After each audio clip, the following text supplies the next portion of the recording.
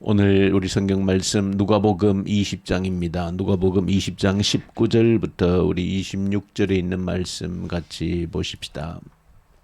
누가복음 우리 20장 우리 19절부터 우리 26절에 있는 말씀 함께 보십시다. 누가복음 20장 19절부터 우리 26절에 있는 말씀 같이 보십시다. 서기관들과 대제사장들이 예수의 이 비유는 자기들을 가리켜 말씀하신 줄 알고 즉시 잡고자 하되 백성을 두려워하더라. 이에 그들이 엿보다가 예수를 총독의 다스림과 권세 아래에 넘기려 하여 정탐들을 보내어 그들로 스스로 의인인 채 하며 예수의 말을 책잡게 하니, 그들이 물어 이르되 선생님이여, 우리가 아노니 당신은 바로 말씀하시고 가르치시며 사람을 외모로 취하지 아니하시고 오직 진리로서 하나님의 도를 가르치시나이다. 우리가 가이사에게 세를 바치는 것이 옳으니까 옳지 않으니까 하니, 예수께서 그 관계를 아시고 이르시되 데나리온 하나를 내게 보이라. 누구의 형상과 글이 여기 있느냐? 대답하되 가이사의 것이니이다. 이르시되 그런즉 가이사의 것은 가이사에게, 하나님의 것은 하나님께 바치라 하시니, 그들이 백성 앞에서 그의 말을 능히 책잡지 못하고 그의 대답을 놀랍게 여겨 침묵하니라. 아멘. 예수님의 가르침은 어디나 또 가는 곳마다 부딪히는 사람들이 있었습니다.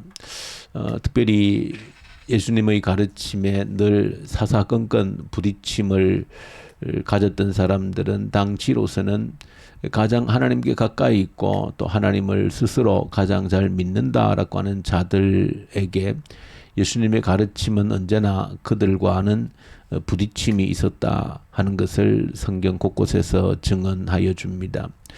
지금도 본문 속에서 예수님께서 가르침을 계속하실 때에 그 예수님의 가르침을 그대로 받아들이지 못하고 또 그 가르침과 부딪히는 사람들이 있었고, 또 그들이 이제 예수님의 가르침을 반박할 만한 그들로서는 논리가 없고, 또 어떻게 좀 예수님의 어떤 가르침이나 예수님을 좀 이렇게 뭔가 잘못되었다, 아니면 또 스스로 올무에 걸려서 넘어지도록 하는 그런 생각을 했지만 마땅치 않은 차에 이제 오늘 본문 속에서도 다시 한번 예수님을 이렇게 올무에 빠뜨리기 위한 그런 계획이 진행되고 있는 것을 보여주고 있습니다. 이번에 예수님을 올무에 빠뜨리기로 한 그들의 계략은 무엇인가 하면, 당시에 예수님 당시 한 가지 문제가 세금 문제였습니다. 오늘날에도 뭐 세금이라고 하는 것은 사람이 사는 곳에 언제나 문제가 되어질 수 있는데, 당시에 이제 세금 문제 중에 한 가지는 로마의 지배하에 있는 유대인들로서는 이제 세금 문제 중에 유대인들은 유대인들대로 또 자치적으로 성전세를 거둡니다. 일정한 나이가 되면 그에 맞게끔 모든 남자들을 통해서 성전세를 거두게 되어집니다. 그래서 유대인들은 이제 그것은 이제 사람 수마다 재산의 많고 적음이나 거기에 따른 세금이 아니고, 이제 사람의 수에 따라서 이제 일정한 나이가 되면 모든 사람들에게 부과하는 것이 성전세입니다. 그렇게 성전세를 이미 내고 있는데, 이제 로마의 지배하에 있기 때문에 또 로마에서도 일종의 인두세를 거두게 되어진 겁니다. 그러니까 인두세라고 하는 것, 이건 역시도 어떤 재산의 많고 적음에 따라 내는 어떤 세금이 아니고, 이제 단지 사람의 수에 따라서 일정한 나이가 되면 모든 사람들은 이제 그 인두세를 내어야 되는 겁니다. 자, 이것 때문에 이제 유대인들에게는 늘 논쟁거리가 있었던 겁니다. 특별히 논쟁이 되어진 것은 헤롯 땅들과 함께, 헤롯 땅이라 하면 헤롯 왕의 그 일가들 내지는 거기에도 동조하는 사람들과 유대인들과의 논쟁이 벌어진 겁니다. 당연히 헤롯에 속한 사람들은 당연히 로마에서 부과한 인두세를 내어야 된다라고 하는 것이고, 또 유대인들은 우리가 성전세를 내는데 또다시 로마 황제에게 인두세를 내어야 되느냐, 여기에 대한 갈등이 있었던 겁니다. 이제 이 문제를 예수님께 들고 와서 올무에 빠뜨리자라고 계획을 세운 것입니다. 왜냐하면 예수님도 적어도 유대인으로서 여기에 대답하기가 심히 곤란할 것이다 라고 하는 겁니다. 양쪽 다 이제 퇴로가 없는 겁니다. 만약에 인두세를 내야 된다라고 하면, 로마 황제에게 인두세 세금을 바쳐라고 하면 유대인들에게 거센 저항을 받아서 아마 돌에 맞아 죽을 수도 있고, 또 만약에 인두세를 내지 말라 하면 로마 황제를 거역하는 반역이 되어지는 겁니다.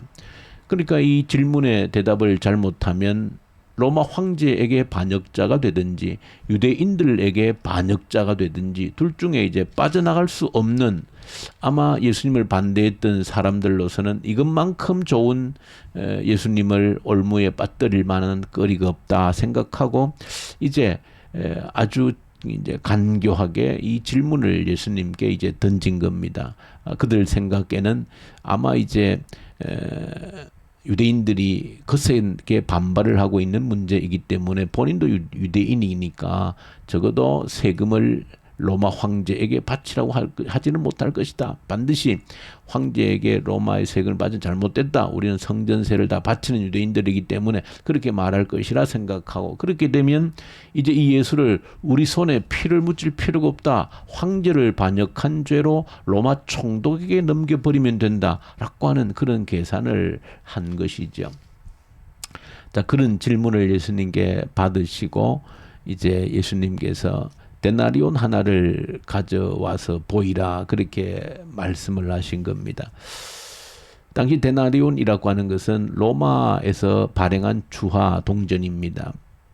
그 주화 동전을 발행한 이유 자체가, 이 데나리온이라고 하는 이 주화 동전을 발행한 이유 자체가 세금을 걷기 위한 목적입니다.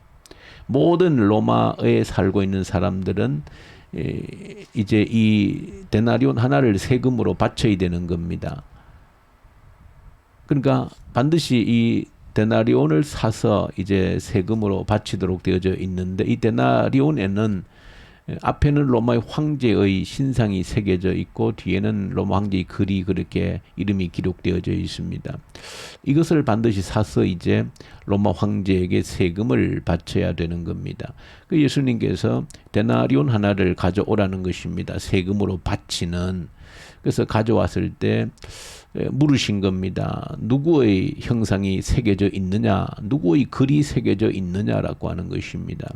당연히 대답하기를, 예, 황제의 신상이 새겨져 있고 황제의 글이 이름이 기록되어져 있다.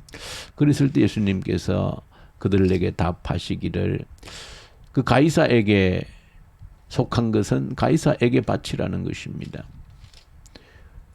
가이사라고 하는 건 로마 황제를 지칭하는 것이므로 황제의 신상이 있는 것은 황제에게 바치라는 것입니다. 그리고 하나님의 것은 하나님께 바치라라고 예수님께서 답을 하신 겁니다. 하나님의 것은 하나님께 바치라. 로마의 황제의 신상이 새겨져 있는 것은 로마 가이사의 것은 그 가이사에게 바치되, 하나님의 것은 하나님께 바치라 하는 것으로 그들에게 답을 주셨는데, 여기에는 달리 처음 그들이 예수를 올무에 집어넣으려고 했던 것과는 전혀 상관없이 도무지 어떻게 할 수 없는 그런 예수님의 대답 앞에 그들이 할 말을 잃어버리고 만 것이죠. 왜냐하면 하나님의 것을 하나님께 바치라고 한 것은 예수님께서 아주 이 바리새인들, 특별히 이 예수를 올무에 집어넣고자 했던 바리새인들 스스로 하나님을 가장 잘 믿는다라고 생각하면서도 계속해서 예수님과 부딪히고 있는 그들에게 전곡을 찌른 것이죠. 하나님의 것이라고 하는 것은 바로 이 데나리온이 왜 황제에게 바쳐져야 되는가라고 하는 것은 거기에 황제의 신상이 새겨져 있고 황제의 글이 새겨져 있으므로 로마는 정책적으로 그것을 황제에게 바침으로 인하여서 모든 사람들이 그 동전을 그 황제에게 바침으로 인하여서 우리는 황제의 소유다라고 하는 것을 사실은 세금을 거두면서 고백하게 하는 것입니다. 그래서 그 세금을 거둘 목적으로 그 인두세를 거두기 위해서 그 동전을 발행한 것입니다. 황제의 소유로 확정하기 위해서 그렇게 황제에게 그렇게 세금을 바치는 것처럼 하나님의 것은 하나님께 바치라는 것입니다. 그 말은 데나리온에 황제의 신상이 새겨져 있는 것처럼 하나님의 형상이 새겨져 있는 사람을 의미하는 것입니다. 사람 속에는 하나님의 형상이 새겨져 있다는 것이죠. 그래서 하나님의 것은 하나님께 바치라는 겁니다. 참 누구도 대답할 수 없는 그런 말로 예수님께서 대답하시면서 가장 인생에게 정답을 말씀을 해준 것입니다. 인생의 모든 문제가 되어지는 것은 하나님의 것인데 하나님의 것으로 돌려드리지 않기 때문에 문제가 되어진다라고 하는 것이죠. 하나님의 형상을 지닌 자로서 그 삶을 하나님께 드린다라고 하는 것은 무슨 의미겠습니까? 하나님의 형상이 새겨진 자로서 하나님의 대리인으로서 살라는 것이죠. 하나님께서 보낸 자로서 살라는 것이죠. 그것이 하나님께 속한 것으로 하나님께 드리는 것입니다. 하나님의 형상을 지닌 자로서 하나님께 드리는 것은 내가 하나님의 형상으로서 하나님의 대리인으로서 하나님이 보낸 자로서 사는 삶을 의미하는 것이죠. 내 마음대로 사는 삶이 아니라는 것입니다.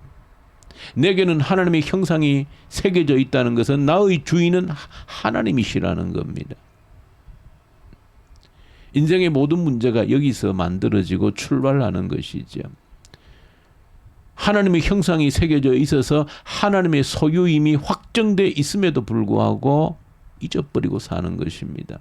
내가 하나님의 소유라고 하는 것을 잊어버리고 사는 것입니다. 하나님의 형상이 새겨져서 하나님의 대리인으로 산다라고 하는 것을, 하나님의 뜻대로 보냄을 받아서 사는 자라고 하는 것을 잊어버리는 것입니다. 이것이 모든 인생의 문제를 가지고 오는 뿌리, 근원이 되어진다라고 하는 사실입니다. 예수님은 예수님을 자신을 넘어뜨리려고 하는 그들을 향하여서 인생의 가장 근본적인 문제를 끄집어내고 그 문제에 대한 답을 던짐으로써 이 모든 그들의 계략을 파헤쳐버리는, 무너뜨려버리는 이 통쾌한 말씀으로 우리에게 답을 주고 있습니다. 오늘 저와 여러분, 우리에게 주시는 예수님의 인생에 대한 해답인 줄로 믿습니다. 하나님의 것으로 내게 인쳐졌다. 하나님의 것으로 우리를 도장 찍으셨다는 겁니다. 하나님의 소유로 도장을 찍었다는 것입니다. 그러므로 하나님의 소유다. 하나님의 것이다. 나의 주인은 하나님이시다. 내 마음대로 사는 자가 아니고 하나님의 소유로 하나님의 대리인으로 사는 자이다라고 하는 이 사실을 잊지 않는다라고 하면 우리 삶은 반드시 달라지는 것입니다. 저 여러분들이 오늘 하루도 살아갈 때 나는 하나님의 소유이고 하나님의 형상으로서 하나님을 대리해서 하나님을 대신해서 산다라고 하는 이 사실을 명심한다라고 하면 반드시 모든 삶의 순간이 달라지는 겁니다. 그 의식이 없기 때문에 우리 삶이 꼬여드는 겁니다. 매 순간을 내가 하나님의 대리인이다. 하나님을 대신하는 삶을 살고 있다 생각하면 평생 생각할수록 내 삶이 영광스러워질 수밖에 없는 것이죠. 천지를 창조하신 하나님을 대신해서 내가 호흡하고 말하고 행동한다라고 할 때 그것보다 더 영광스러운 삶이 어디에 있겠습니까? 문제는 이것을 깨닫지 못하기 때문에 내 삶의 가치도 모르고 내 삶의 자존감도 없고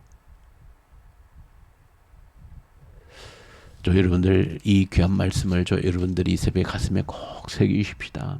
하나님의 소유이다. 하나님의 대리자로서 사는 삶이다. 하나님을 대신해서 사는 삶이다라고 하는 것을 한시도 잊지 않고 이 영광스러움을 가지고 하나님 살게 해주십시오라고 하는 간절한 기도가 이 새벽에 저 여러분들에게 가슴 깊이 새겨질 수 있기를 간절히 소망합니다. 우리 주님 아버지 감사합니다.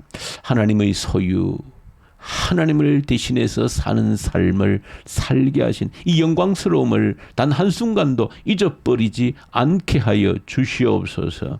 우리 주 예수님 이름으로 기도 올려드립니다. 아멘.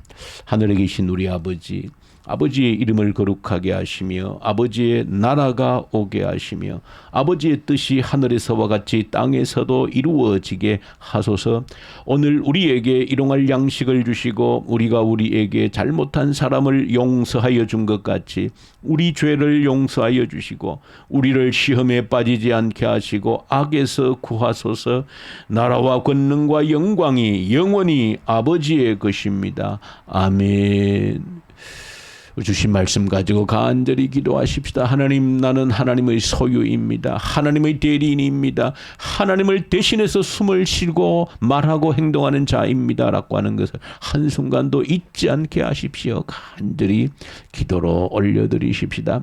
이 나라를, 이 땅의 지도자들을 간절히 올려드리십시다. 하나님을 두려워하며 백성을 위해서 자신의 생명을 던질 수 있는 그런 신실한 지도자를 이 땅에 허락하시옵소서. 북한 땅을 긍휼히 여기십시오. 굶주림에 시달리는 고통에서 벗어나게 하여 주십시오. 복음의 계절, 자유의 계절이 오게 하십시오. 악한 정권이 속히 소멸되게 하시옵소서. 이 코로나 앞에서 우리의 믿음을 견고히 다지게 하시고 하나님의 뜻을 헤아려 갈 수 있는 저희들 되게 해 주시옵소서. 특별히 교회를 위해서 기도할 때 하프 기도를 위해서 간절히 기도하십시다. 우리가 구해야 될 가장 중요한 하나님의 약속, 성령을 보내주시겠다라고 하는 그 약속입니다. 성령을 우리 가운데 부어주십시오. 그리함으로 말미암아 대각성 회개운동이 우리 가운데 일어나게 하시고 부흥을 보고 경험하는 저희들 되어서 미래 세대를 준비하는 저희들 되게 하여 주시옵소서. 간절히 이 하프 기도를 올려드리십시다. 우리 선교사님들, 특별히 터키, 이집트, 인도 동역하는 선교사님들에게 말씀과 성령으로 충만케 하십시오. 그리고 우리 김혜린 집사님 많이 좋아지셨습니다. 이제 조금만 더 좋아지면 수술 안 하고 또 곧 퇴원을 할 수 있다고 합니다. 위에서 계속해서 기도해 주시면 좋겠습니다. 우리 정수자 지사님 또 위에서도 간절히 기도로 함께 올려드리십시다. 우리 기도하십시다.